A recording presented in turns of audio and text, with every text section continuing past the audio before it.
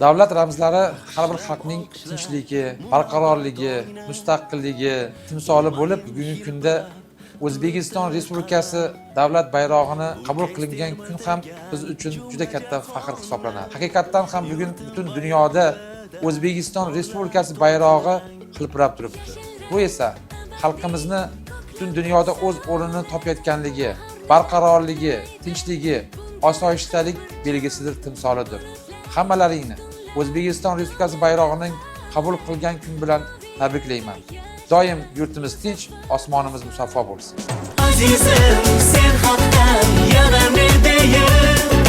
Bulbullar qoldirsin yashil bog'ingdan. Kelajak avlod bizlardan keyin hilpiratib tursin.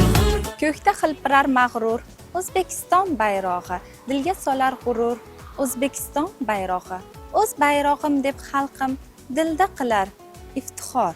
Undagi har bir rang o'z ramzi, ma'nosi bor. Nechun janglarda o'lmagan mangu jondir bu. Biz bugun kuylagan erk va baxt uchun bir zamon to'kilgan. Bugun 18-noyabr bayroq qabul qilingan kuni munosabati bilan butun O'zbekiston xalqini tabriklayman. Bayrog'ida bir rang bor yana, mehnatkash xalqimning qalbiday oppoq. 국기 제정 기념을 맞아 우즈베키스탄 여러분께 진심 축하해 말씀드리겠습니다.